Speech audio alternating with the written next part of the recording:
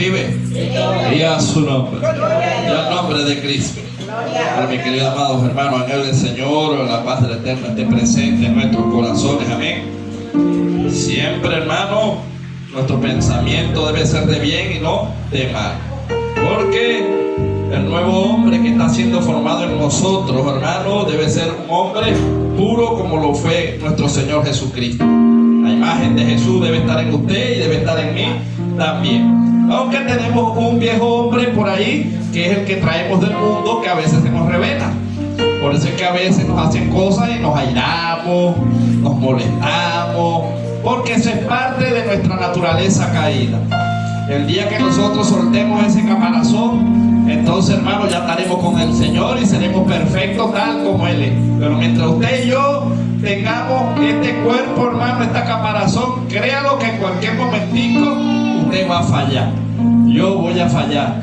Somos seres humanos. La palabra humanidad quiere decir que tenemos defectos, que tenemos errores, solo que en el Evangelio tratamos de ir corrigiéndolo. Lo que sí, yo sí sé y entiendo desde que creí en Cristo, que aún cuando corrijo uno me sale otro, y corrijo este y me sale, y así van saliendo hasta que uno vaya siendo perfeccionado. Lo que no comparto es que usted tenga 20, 30 años en el Evangelio y que usted siga teniendo el mismo error de cuando era nuevo creyente. Porque ahí sí está feo, ¿verdad? Si vamos avanzando, vamos creciendo, está bien, pero no podemos ser los mismos que cuando pusimos la mano en la Biblia. Si ya usted tiene más de 5, 6, 7, 8, 10 años en el Señor, en usted debe mostrarse un cambio. Tiene que haber un cambio interno y externo, porque de la abundancia del corazón habla la boca. Amén. Yo ahorita quizá me airo, pero no como antes, hermano. Hoy le puedo decir que no me han dicho tripas verdes, azules, blancas, que no han levantado calumnias, que no me han dicho, se han sentado a decirme mentiras enfrente de mi cara. Bueno, hasta la pastora ha estado allí. ¿Usted me ha visto molesto, pastora? A mí en algún momento que usted ve que me están acusando, presento una defensa por la Biblia, con mansedumbre. Dios me da la victoria. Eso quiere decir que he ido creciendo en el Señor. ¿Me entiende? Porque antes a mí me querían decir una mentira delante de mí, ya tenía un puñetazo. Ya no, hermano. Ya tengo más de 15, casi 16 años en el Señor. Usted se imagina que usted me dijera algo, yo ¡plim! Entonces, ¿dónde está el Evangelio en mí? Tiene que haber un fruto y la gente tiene que ver el fruto y decir, no, ese varón en otro tiempo usted le decía eso y la cosa cambiaba. Hoy en día se puede hablar con él. Esto quiere decir que están viendo a Cristo en usted. Y sin más preámbulo, hermano, le voy a estar invitando que nos estemos ubicando en la carta de Colosenses, hermano, en el capítulo 3. Dios continúe bendiciéndonos. Amén. Gloria a Dios. Dios es bueno. Dios ha hecho maravillas en esta iglesia. Los que tienen más tiempo saben cómo era el inicio de esta iglesia. Cuando yo llegué estaba un poco turbulenta. Hoy en día puedo dar testimonio que Dios se metió en este lugar, que Dios ha transformado la vida de todos los que estamos aquí, con defectos todavía, pero hemos aprendido a amar, a avanzar, a seguir adelante, hermano, a pesar de todas las cosas. El que ama es el que le corrige. ¿Sí me entiende? Cuando una persona lo ve a usted haciendo el mal y no le dice nada, no le ama. El padre, cuando ve al hijo fallando, si lo ama, lo corrige. Si no lo ama, lo deja hacer lo que él quiere. ¿Estamos allí ubicados? Carta de Colosenses, capítulo 3. Vamos a leer el verso 10. Amén. Leemos palabra bajo la bendición del Padre, Hijo y la comunión con el Espíritu Santo del Señor. Amén. Dice así la letra.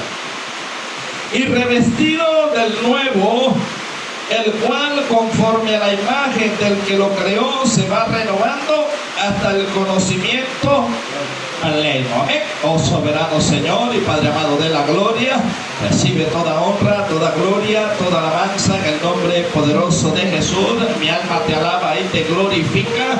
Te damos gracias en este hermoso domingo, en esta escuela dominical, Señor, por tu presencia, por todo lo que nos has permitido hacer durante el servicio, por los cánticos, por la adoración, por la alabanza, por los especiales. Señor, Señor, oh Padre amado de la gloria, y ahora la disertación de tu palabra. Te doy gracias, Señor, porque aún siendo un vaso débil, Señor, un vaso de barro, Padre amado de la gloria, tú me has tomado en cuenta, Señor, y me has dado la oportunidad una vez más de pararme en tu mesa santa, Señor, para la responsabilidad de llevar el pan de vida a los que estamos hoy presentes, creyendo y teniendo el conocimiento pleno que tu palabra es medicina a todo aquel que le oye, Señor. Y tú mismo dijiste, Señor Jesús, que escudriñemos las palabras, parece que ahí está la vida eterna, y hoy hemos venido con corazones dispuestos, contristes y humillados, esperando primeramente que nos hables a nuestra vida para poder entender, Señor, el llamado que nos has hecho y la posición que tenemos ahora en el Señor. Amén, amén y amén. Ok, puede tomar asiento, hermano, hermana, en el Señor. Vea lo que acabamos de leer, acabamos de sustraer de una carta escrita por el apóstol Pablo, una carta la cual es de Colosenses. En el capítulo 3, verso 10 dice: y revestido del nuevo, el cual conforme a la imagen del que lo creó se va renovando hasta el conocimiento pleno. Ahora, cuando nosotros hablamos, hermanos, de renovar, quiere decir que tiene que haber un cambio. Cuando usted y yo no éramos cristianos, es más fácil pensar lo malo, ¿cierto? En los dichos mundanos, en los dichos que la gente tiene en el mundo, usted lo sigue oyendo. Ya nosotros dejamos de usar las palabras humanas porque corrompen las buenas costumbres. Pero en el mundo siempre usted va a escuchar el dicho que dice: piensa mal y acertarás. ¿Lo ha escuchado alguna vez ese dicho? Piensa mal y acertarás. Pero imagínense que nosotros dentro de la iglesia tuviéramos la mente vieja y nosotros estuviéramos cuidándonos de que tenemos acá al lado cada rato. ¿Tendría usted paz? ¿Podría tener usted una paz y un contentamiento? ¿Podría tener una conciencia limpia si cada vez que alguien hace algo usted dice: eso fue conmigo, la tienen agarrar conmigo, a mí no me quiere? ¿Podría usted tener a Cristo o la paz de Dios en su corazón si usted tiene más bien en su pensamiento una palabra que es de culpabilidad, como que si fuera un señalamiento? Eso hace falta liberación, ¿verdad, hermano Jorge? Porque si cada vez que se monte alguien aquí a predicar y suelte una palabra y usted cree que es con usted tiene un espíritu de victimización. ¿Y quién puede ser libre o quién puede ser feliz si se siente culpable con todo lo que la gente habla? Usted tiene que soltar el pasado. Yo tengo que soltar el pasado. Yo en un tiempo, cuando llegué nuevo, hablaba del pasado y me hacía llorar, y esto reflejaba, hermano, de que todavía estaban heridas en mi corazón, que todavía mi alma estaba golpeada, y aún que yo me hacía la víctima. Y mire, tenga cuidado con esto, porque en las noches cuando nosotros nos acostamos es hora de meditación, y siempre cuando usted se relaja van a venir los pensamientos o las obras que usted hizo durante el día, y a veces se confunde un espíritu llamado depresión con el Espíritu Santo. Mis hermanos, ¿cómo es esto? Explíqueme bien ese asunto. Yo peleé con ese espíritu, hermano. ¿Y sabe cómo trabaja el espíritu de depresión? El espíritu de depresión es tan sutil, se podría decir, porque acuérdense que el enemigo se viste como ángel de luz. Estos espíritus van a atacar la vida del creyente y no le van a decir que vienen de parte de la tiniebla. Estos espíritus lo que van a tratar es de hacer ver que Dios es malo, pero no le va a decir Dios es malo, sino que va a disfrazar la palabra. La serpiente, cuando fue a engañar a Eva, no le dijo Dios es mentiroso, pero le dijo: sabe Dios que no es así. Prácticamente lo que le estaba diciendo la serpiente a Eva era: el Dios al que ustedes sirven no les dice la verdad. Entonces vea cómo trabaja este espíritu. Este espíritu de depresión se mete en el pensamiento del hombre o de la mujer, y cuando la mujer o el hombre está meditando, siente que las lágrimas corren y se siente bien. ¿Sabe por qué? Porque este espíritu de depresión alimenta la carne. Y usted me dirá, ¿cómo es esto, hermano predicador? Yo le explico esto. Es cuando le viene el pensamiento y aquel espíritu en su mente le habla y le dice: tú eres bueno, malos son los hermanos. Esito, tú esita, es que nadie te quiere. Parece que hasta Dios se olvidó de ti. ¿Será que han llegado esos pensamientos alguna vez a nuestra mente? ¿Dónde va mi amor? Más amor hay en el mundo que en la iglesia. ¿Será que eso llega? ¿Para qué vas a ir a la iglesia? Para que te señalen. ¿Dónde está el Dios que te llamó? Parece que Dios te llamó para que tú seas la alfombra del pueblo de Dios. No hay nadie en quien no te pise. Todos la tienen agarrada contigo. Todos te ven. Y empieza un sentimiento de culpabilidad en la persona, y es allí cuando el enemigo empieza a encerrar el alma de la persona, y la persona, cualquier roce que le hagan, le hiere porque está herida. Vamos a llevarlo a lo humano. ¿Qué pasa si usted agarra a una persona que tiene muchas heridas? La lastima, ¿verdad que sí? Tiene que ser muy, pero muy práctico, un paramédico, para poder saber cómo inmovilizar y tratar de agarrar a la persona lo menos que la pueda lastimar para llevarla al quirófano. Para que la agarre el médico, el cirujano, el especialista. En el mundo espiritual es igual, hermano. No todo el mundo puede ir a una casa a traer a una persona que está golpeada. Porque no todos tienen el espíritu de sabiduría, de conocimiento para traer a una persona que la maltrataron. Porque Dios me ha permitido, hermano, aprender. Yo era rústico, yo era brusco, yo era una persona fuerte, violenta, y yo creía que adoraba a Dios. Yo cuando iba a dar una palabra, si la gente no me quería creer, le decía: bueno, vete para el infierno total, con tal de que yo me salve. ¿Usted cree que esa es la manera de predicar? Y la gente decía: ¿y tú crees que me vas a llevar hacia la iglesia? No, yo cumplo con decirte las cosas. Si tú no quieres, allá tú. Ahora pregúnteme cuándo Jesús golpeó a la gente. Jesús decía verdades, hermano, porque sí las decía, pero las decía con amor. Porque Jesús le dolía que un alma se perdiera. ¿Me entiende? Y nosotros a veces, porque arrastramos el viejo hombre, porque todavía venimos trayendo consecuencias del pasado, hermano, esto hace que no se vea la imagen del nuevo hombre, que es Cristo, y es cuando empezamos a recibir los vituperios.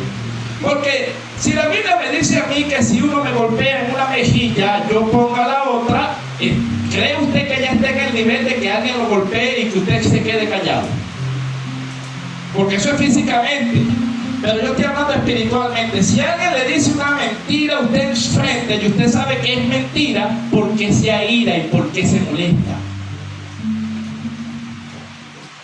Porque de mí pueden hablar mal, pero si yo sé que no lo estoy haciendo, ¿por qué tiene que molestarme?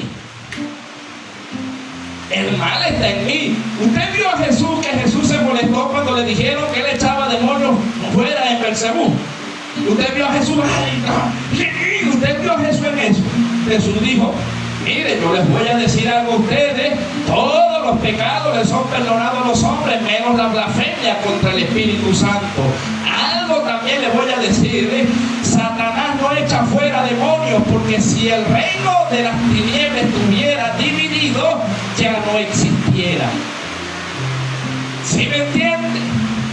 Entonces nosotros a veces, hermanos, queremos acomodar el evangelio a nuestra vieja manera de ser.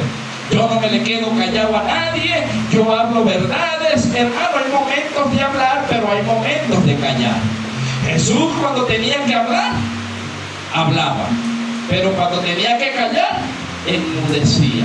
Porque la Biblia dice que no abrió su boca, sino que fue como oveja al matadero, y fue llevado como una oveja a la muerte, muerte de cruz.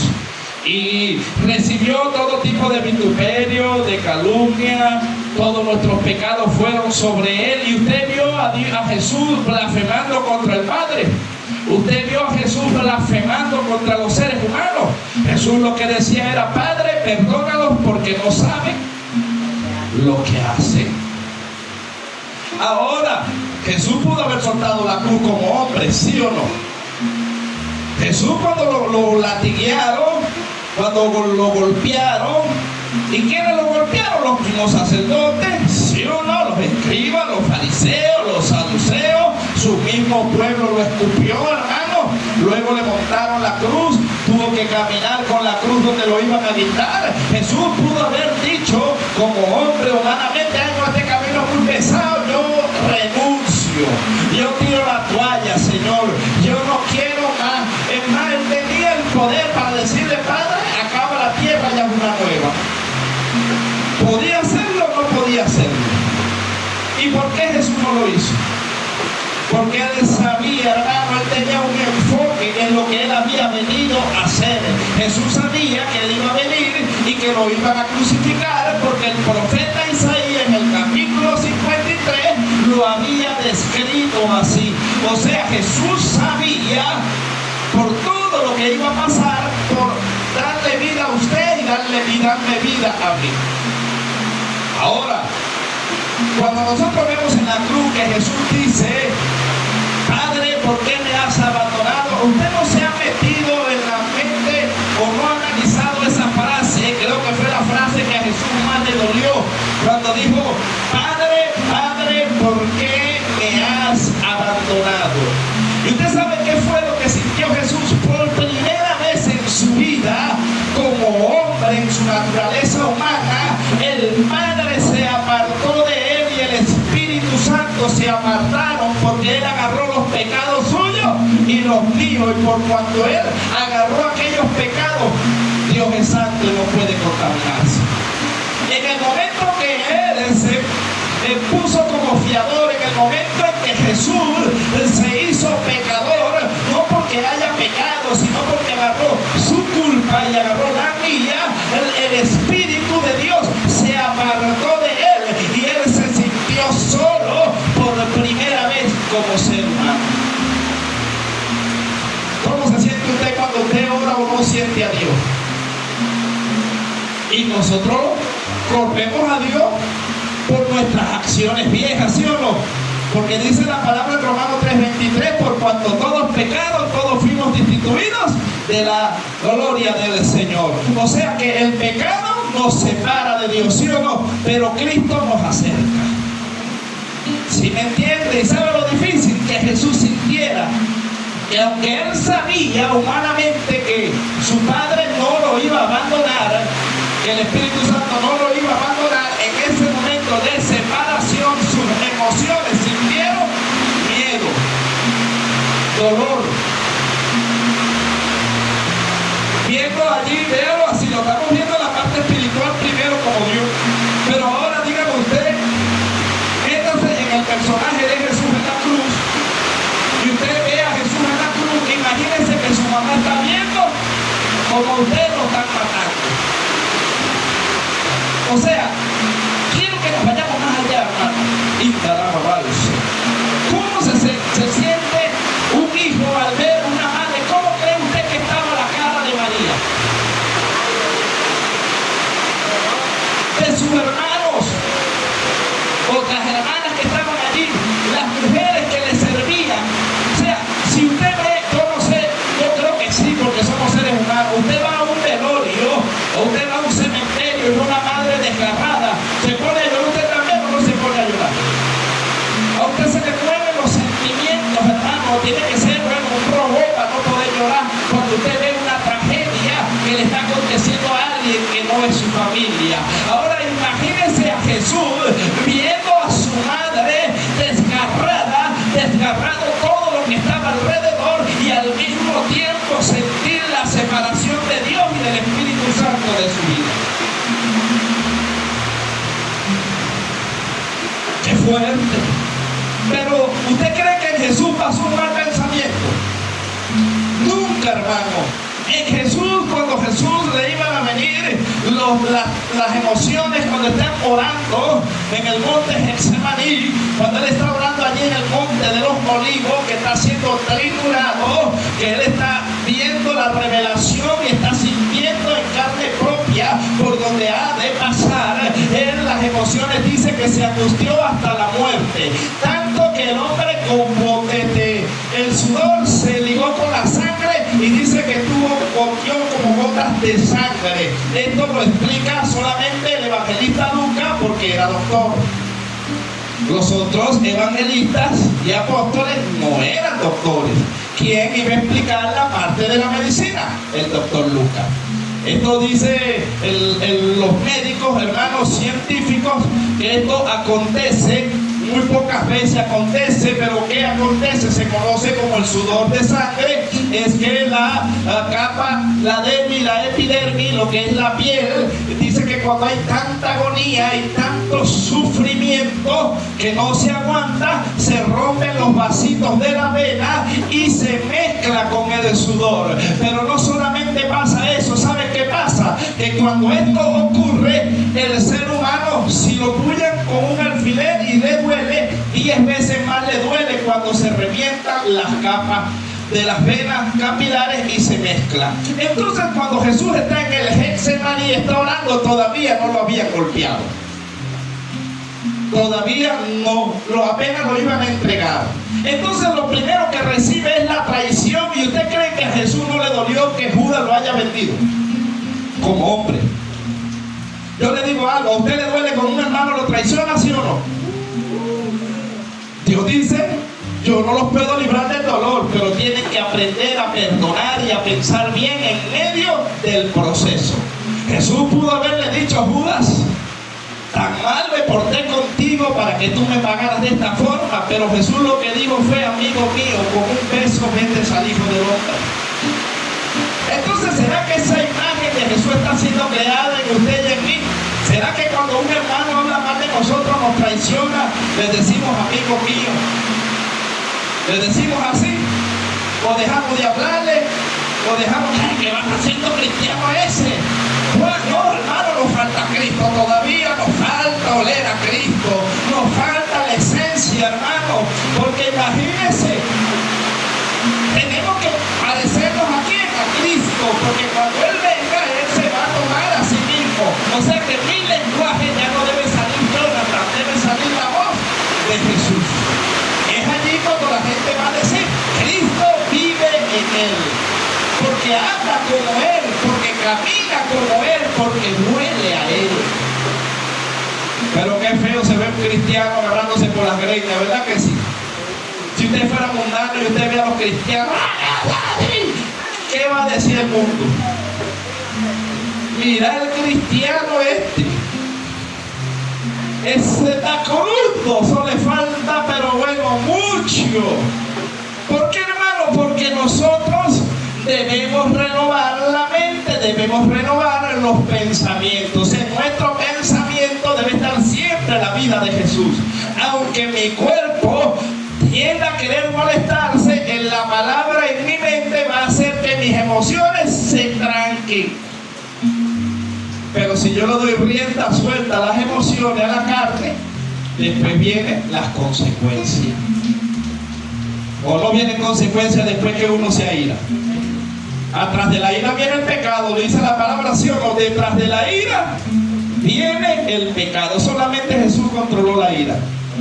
Y te dice, Jesús se airó, sí, cuando entró al templo y vio que tenían ahí en una casa de comercio dentro de la casa de papá de Dios, dice que golpeó todas las mesas y se airó. Porque era hombre, hermano, porque era ser humano, pero controló el pecado. Porque si peca ya no es perfecto en la cruz. Ahora vea esto, cuando él tiene la sudoración, hermano, automáticamente ya le dan la primera puñalada espiritual. No solamente Judas lo vende, sino que en el mismo momento él recibe también la negación de Pedro. Porque él ve a Pedro que ve una oreja y dice, bueno, Pedro me está defendiendo en la parte humana, pero no es en la parte humana que se defiende el evangelio. Pedro creía que se le estaba comiendo, ¿verdad? Pedro decía, nadie, el que toque al maestro tiene que echarse puñalada hablar conmigo porque yo sé manejar, yo vengo el penal, yo sé voltear. ¿Cuántos son contra mí? Pedro era pandillero, ¿verdad? Cargaba un cuchillo ahí en la cintura, una espada. Y Jesús le dijo: no, Pedro, esa espada no es la que yo te enseñé. La verdadera espada del cristiano es esta. ¿Cierto? No el cuchillo. Y Pedro le voló aquella oreja a Marco. Ahora yo digo, ¿por qué Pedro no le lanzó a los sacerdotes o a los soldados? Le lanzó fue a un criado. Él pudo haberle lanzado a un soldado, ¿verdad? De los que iban. ¿Por qué no le lanzó al soldado? Le lanzó fue a un criado de un sacerdote llamado Marco. Luego de allí Jesús es llevado al pretorio, hermano. Allá empiezan a hacerle el juicio, a sentenciarlo. Jesús sabía lo que se estaba moviendo. El único que estaba allí con Jesús era Juan, el discípulo amado, porque Juan tenía muchos contactos. Juan era un hombre, hermano, tan prudente y tan sabio. Juan era un hombre, hermano, que tenía un buen léxico, que Juan no tenía problema con el concilio. Dice que cuando uno de lejos seguía a Jesús, era Pedro, que iba con una sábana. Luego Juan habla y hace que entre. Pero ¿sabe para qué entró Pedro? Para negar al maestro 3 veces. Y dice que la última vez que negó a Jesús, Jesús lo vio cuando dijeron: este es uno de ellos, porque viste como ellos, porque habla como ellos, porque anda como ellos. Y dice que Pedro maldijo al maestro y le dijo: yo no lo conozco. Y cuando terminó de decir yo no lo conozco y volvió así, vio que Jesús lo estaba viendo.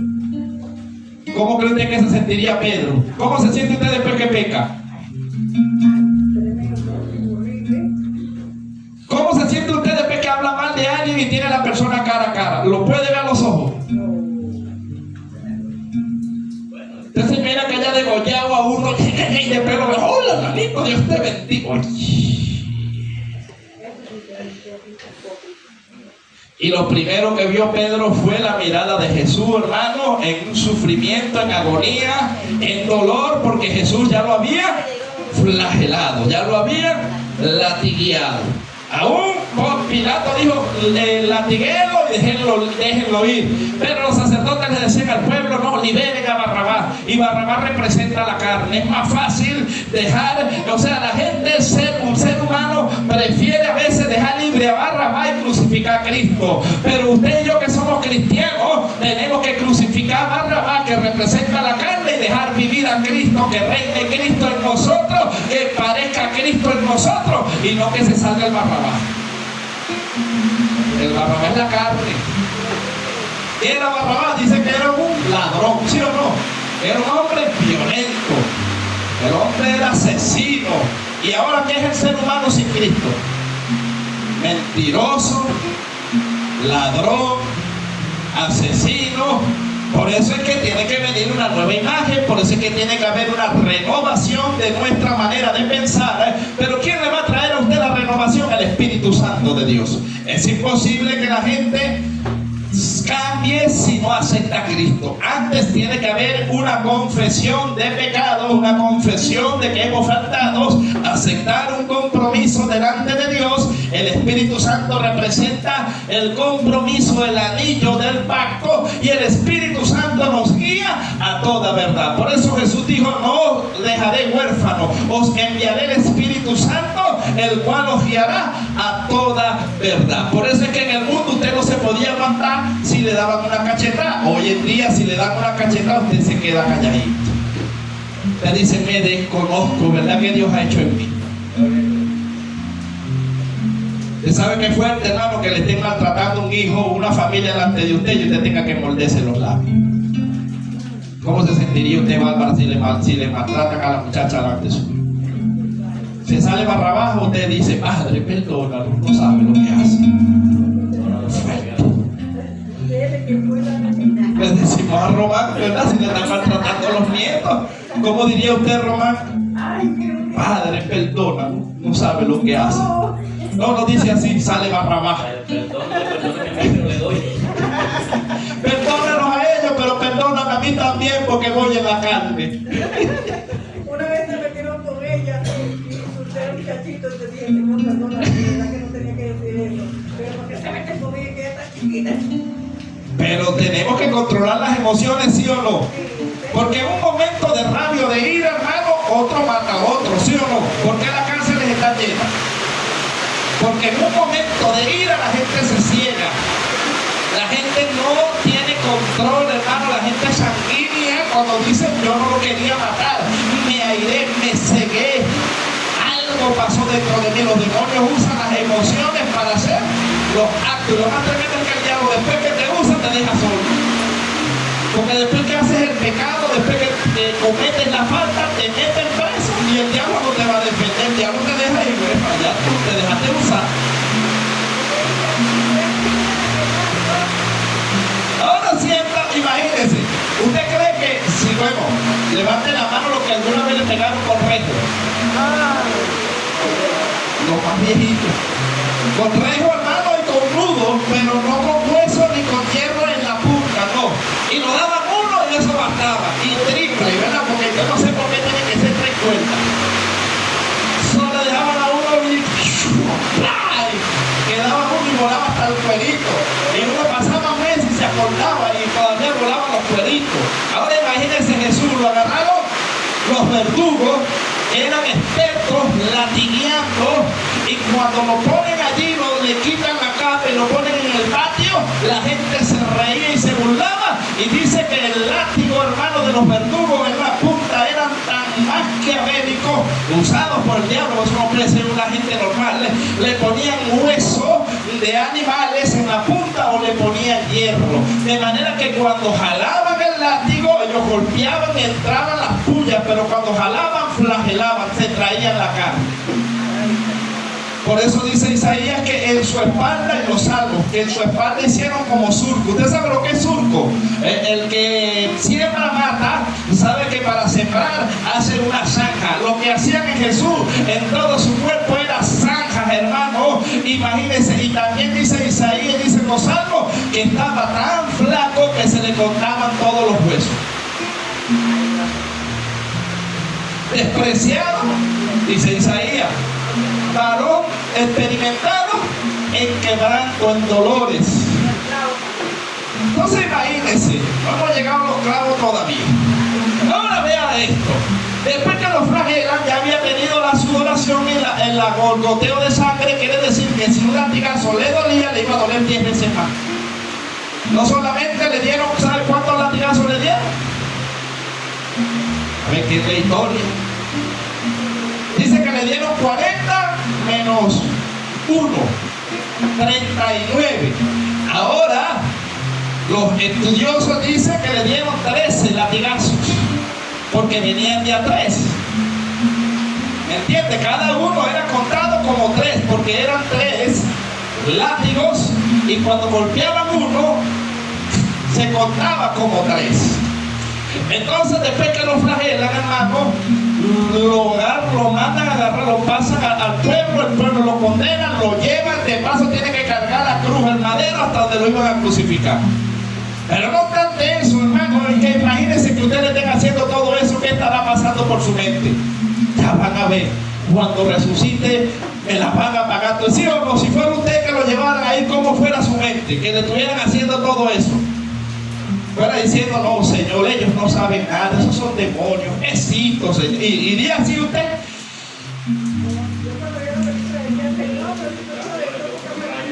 En su mente Cristo estaba cuidando, su campo de batalla era su mente, hermano, no contaminarse en su manera de pensar, porque hasta allí, si él cometía el error de pecar, ya el sacrificio en la cruz iba a ser nulo. Y él tenía que ir perfecto hasta la muerte de cruz. Y el diablo bombardeándole la mente, bombardeándole los sentidos, golpeándolo en todas direcciones. Y Jesús concentrado, no voy a pecar, vine a salvar la humanidad. Padre, dame fuerza, fortaléceme. Ese es el lenguaje cuando uno lo está golpeando, hermano. No diciendo, abre la tierra, Señor, y trágatelos. No, así no. Jesús no habló así, hermano. En ese momento no. ¿Sí me entiende? Quizá en la soledad hay salmos que sí Jesús hablaba y decía, no perdones, ¿verdad? Pero eso era ya en intimidad. Pero delante de la gente Jesús tenía un comportamiento puro, santo. Y cuando no estaba la gente, también mantenía una conducta limpia, hermano, delante del Señor. Porque esto era lo que reflejaba la pureza de Dios, porque Él era la imagen de Dios.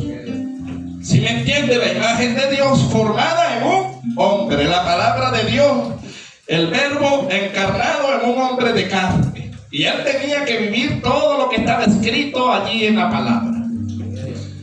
Ahora, cuando le montan el madero, algunos dicen que pesaba como 40 kilos más o menos aproximadamente el madero.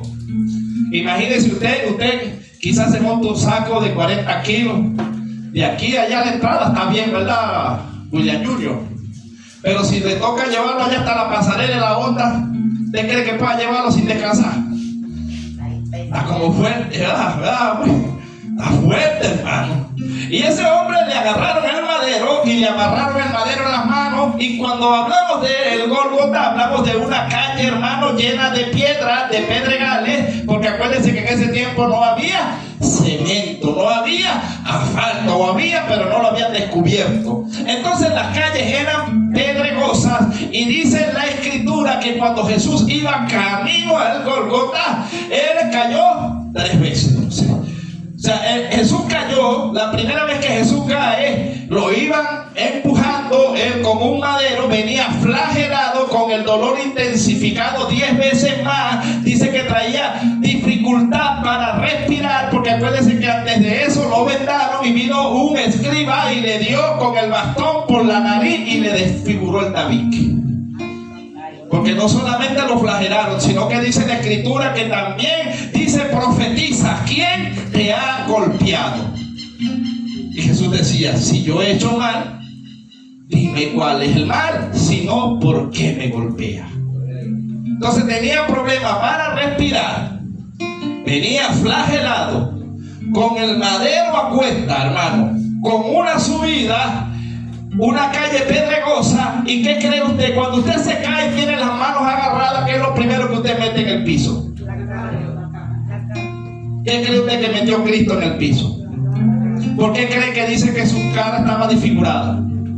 ¿Usted cree que Isaías escribió allí, el escritor escribió inspirado por el Espíritu para poner una obra?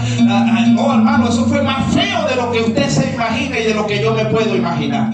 Imagínese una gente, el Cristo que había hecho milagros, el Cristo que amaba a María, María tuvo que sufrir todo eso en el camino. Las mujeres que servían a Jesús vieron cómo se ensañaron, hermano, las tinieblas contra el dador de la vida. Y la gente endemoniada, ¿usted cree que tuvo compasión de Jesús? Y Jesús, ya la tercera vez pasó un hombre llamado por ahí Simón, que no creo que fue casualidad. Se llamaba Simón de Cirene y le dispusieron el madero. ¿Sabe lo que pasa? Que si Cristo moría antes de llegar a la cruz, se iban a meter en problemas los verdugos y los que iban ahí. Más bien concedieron de, bueno, vamos a quitarle el madero. Está como muy fuerte la carga para él. Y Jesús, ¿verdad? Lo llevaron allí. Cuando lo llevan a aquel lugar, hermano, a las islas de las Carabelas, o conocido como el lugar de las Carabelas, donde ponían a la gente crucificada en medio de la calle y los exhibían. Escúcheme, yo me voy a ir un poco más allá. La escritura dice que lo desnudaron, pero no dice más nada de allí.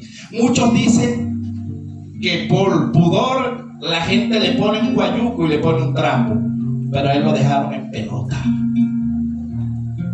Es lo que dicen los estudiadores, los judíos de aquel entonces, que eran tan sanguinarios. Ahora yo le digo, ¿usted le daría vergüenza que lo vean todo? Él se sintió vergüenza, hermano. Lo desnudaron, lo crucificaron, le pusieron los clavos. ¿Sabe cuánto medía cada clavo? 7 pulgadas, más o menos esto. Casi de aquí a donde uno se pone el reloj. Le abrieron sus huecos en las manos, en los pies, y lo colgaron en el madero. Cuando después, no obstante con eso, sabe que dice que Jesús sintió un dolor, y cuando hubo uno que dice que se compadeció, dice que metieron como un hisopo. Hisopo quiere decir como algo que absorbe, y lo metieron en agua con vinagre y se lo dieron a beber. Cuando se lo pusieron en la boca, Jesús lo escupió. ¿Sabe por qué Jesús escupió eso? Porque dice que el soldado vio tanto sufrimiento en Jesús que trató de darle como una aspirina. El vinagre y el agua no era por maldad, era como para aliviarle el dolor, y Jesús no podía tomar medicamento. Tenía que ir, ser perfecto, morir, ser inmolado en la cruz. Y él tiene que entregar el Espíritu, hermano, porque decía que se acercaban las fiestas de la Pascua y no podían estar los cuerpos guindados allí porque se veía feo, porque era la entrada a Jerusalén. Y cuando, entonces, ¿sabe qué pasó? Que Jesús entrega el Espíritu y expiró. La Escritura dice que ningún hueso podría ser quebrado para que el sacrificio fuera perfecto. Pero acuérdense que a los lados había dos malandros. Los dos malandros eran malos. Hay gente que dice, no, el malandro bueno y el malandro malo. No, los dos eran malos.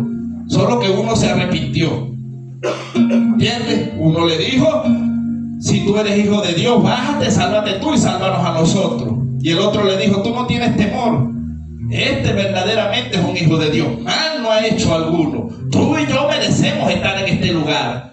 Luego le dijo Jesús, acuérdate de mí cuando estés en el paraíso. Tú le dijo, hoy mismo estarás conmigo en el paraíso. Después que Jesús entregó, hermano, el Espíritu, pues la muerte no lo podía llevar, tuvo que entregar la vida. Él se entregó, desciende a las profundidades de la tierra por 3 días, como Jonás. Dice la profecía de Jonás, y como Jonás estuvo en el vientre del pez, así tenía que estar Jesús, porque Jesús primeramente iba al seno de Abraham, pero también iba al infierno a quitarle la llave al ángel de la muerte llamado Apolio o Abadón, que es el mismo nombre, que era el ángel de la muerte. Por eso Jesús le dice hoy a la muerte, oh muerte, ¿dónde está tu muerte? Oh sepulcro, ¿dónde está tu victoria? Sorbida es la muerte en la vida de Jesús.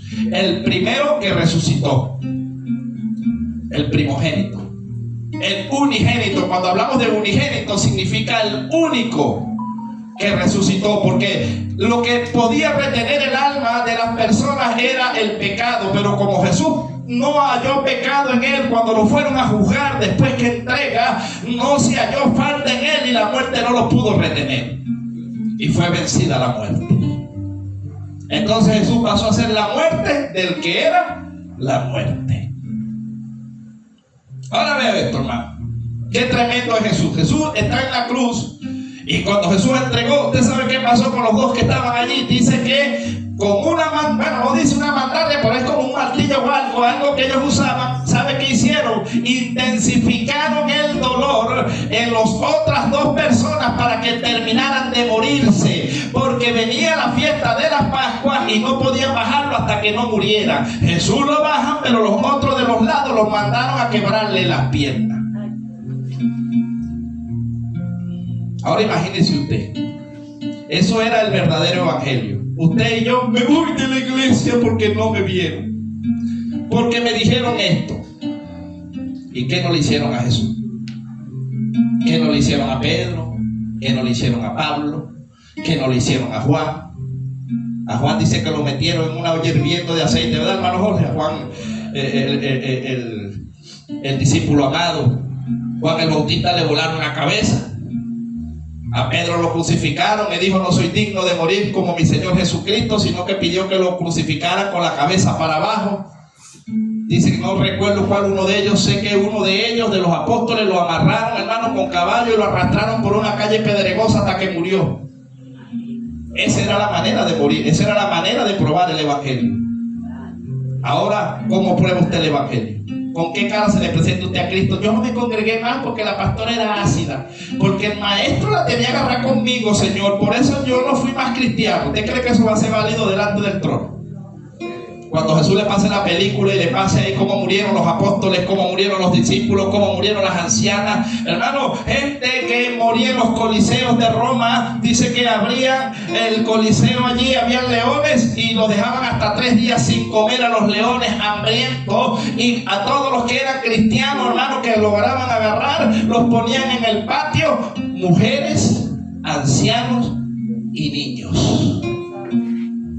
Y salían los leones y se los, y la gente se deleitaba. ¿Será que ese evangelio es comparado con el de ahora. Y todavía decimos, para la gloria de Dios soy cristiano, pero no vienes a la iglesia.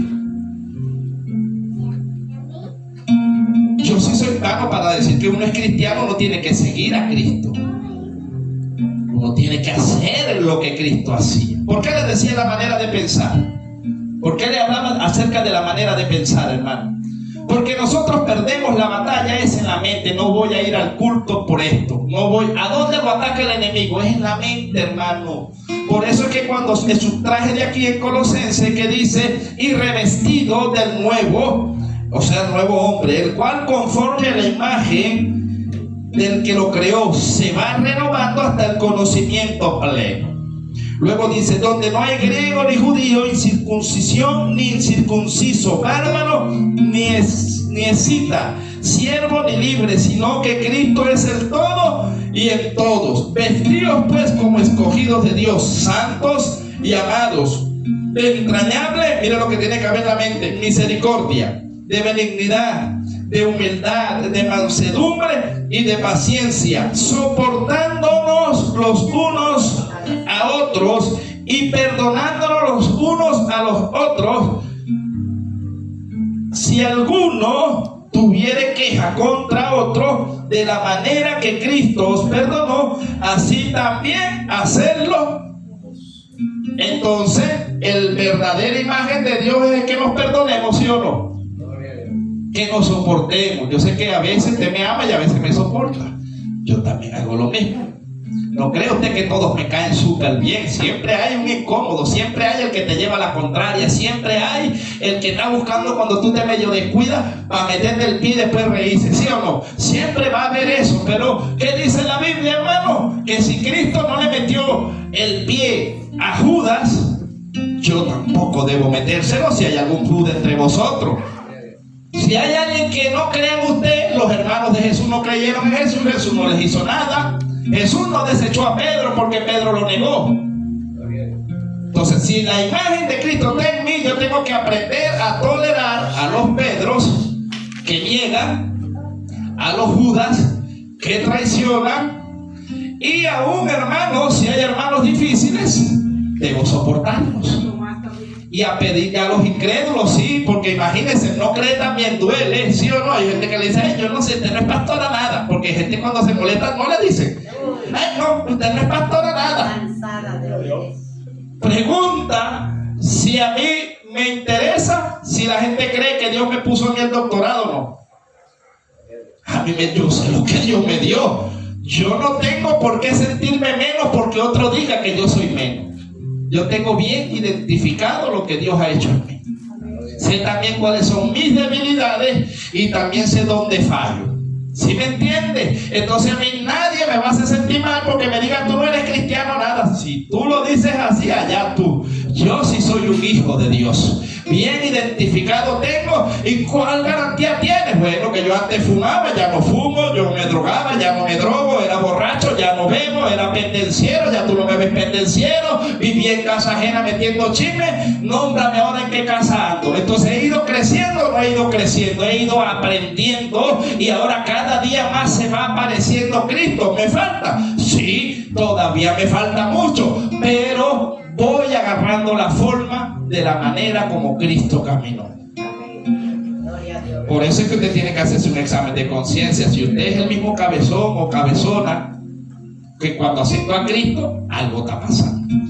Porque tiene que haber cambio. Y el cambio no se lo va a dar el hombre, el sermón, el tiquititiqui. El cambio se lo va a dar el Espíritu Santo que fue depositado en usted y en mí. ¿Quién me ha hecho cambiar a mí? El Espíritu Santo por medio de la palabra. Ahora mire esto, ya estamos terminando. Con esto estamos terminando. Vamos ahí mismo a Colosenses capítulo 1, verso 15. Con esto culminamos, hermano. Hace un poquito tarde, por eso me voy a agarrar unos 5 minutos más. Me pasaron tarde, eran las 11 y pico. Gloria a Dios. Aquello sí kilométrico. Pero vamos a recortar.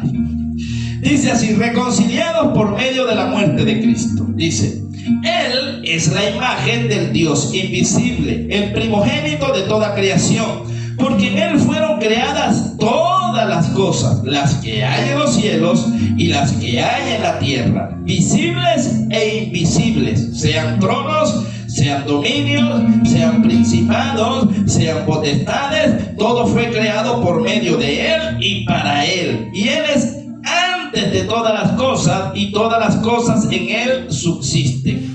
Y Él es la cabeza del cuerpo, que es la iglesia, el que es el principio, el primogénito de entre los muertos, para que todos tengan la preeminencia. Por cuanto agradó al Padre que en Él habitase toda la plenitud, y por medio de Él reconciliar consigo todas las cosas, así las que están en la tierra como las que están en los cielos, haciendo la paz mediante la sangre de su cruz. Y a vosotros también, que erais en otro tiempo extraños y enemigos en vuestra mente, haciendo malas obras, ahora os ha reconciliado. ¿Dónde hacíamos las malas obras? En la mente. ¿Y dónde está la mente? En la cabeza. Ahora, cuando usted no era cristiano, ni yo tampoco, usted se conducía como usted le daba la gana, ¿sí o no? Usted hacía lo que le daba la gana. Usted decía a mí, nadie me manda a callar, yo soy así, nadie me cambia. Ese es el mundano. ¿Sí me entiende? El que me la hace, me la paga. Y me revolvieron los apellidos. Eso no es Biblia, eso no es lenguaje del reino, eso es lenguaje de la carne. El que me va a conocer. ¿Será que se nos sale todavía el viejo? Sí, todavía se nos sale un poquito, ¿verdad? Si no se me sale. Hay que jurungarlo para ver, hay que levantarle un falso testimonio para ver si en verdad usted llega, Dios les bendiga, hermano, o llega con cara de limón. Por lo menos, hermano, yo le digo algo. Yo me reservo los nombres, pero yo creo que usted también tiene discernimiento de espíritu. Usted sabe qué es lo maluco, que usted llegue a una congregación y usted ve a gente sirviendo con cara de limón. Dios te bendiga, hermana. Dios te bendiga. Y a veces le dan la mano así. ¿Se nota o no se nota? Sí. En la iglesia no hay amor, es que uno le da miedo sentarse al lado. No vaya a ser que lo muerdan a uno. Usted se sentaría, hermana Bárbara, al lado de una gente que esté así. Te busca toda la silla menos esa. Es que no hay amor. Como quien se te va a sentar al lado si tú no cambias la expresión, si no cambias la manera de ser, si no cambias tu forma, no va a cambiar nada en el entorno, hermano. La gente se calla cuando yo vengo, porque quizá ya la gente sabe que tú todo lo que oye vas y lo divulgas. Porque hay gente que escucha, usted le dice, no le vayas a decir a nadie. No, mejor que le fueras dicho, no, anda y riégalo. No lo dice. Yo le digo algo, la pastora tiene que probar gente y la pastora prueba. La pastora me dice cosas a mí y si eso sale ya sabe, Álvaro no es de confiar. O no pruebo, pastora, yo también pruebo a la gente a veces. ¿Sabe cómo se puede? No debería ni soltar esto, pero es que uno tiene que aprender para que ustedes aprendan a tener un poco de malicia. ¿Cómo usted quiere averiguar? Voy a decirle algo a la hermana, una que no tenga aquí, porque imagínense, sigo a Josefa.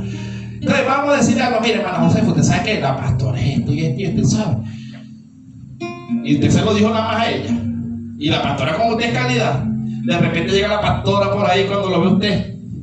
Ay, Josefa, ya se te fue la lengua. Yo lo hice nada más para probarte. Venga acá, venga acá. Hermana, pastora, ven acá, diga, mire, hermana, si usted le dijo esto a la hermana, sí, hermana, pero era para probarla. A ver si es leal. ¿Se prueba la gente o no se prueba? Y sale raspado más de uno. Lo que usted le divulgue, hermano, un hermano, porque cómo Dios puede darle espíritu de sabiduría y cómo puede Dios ponerlo como un ministro de Dios si alguien le confiesa un pecado y usted cuando se ponga bravo lo va a destruir.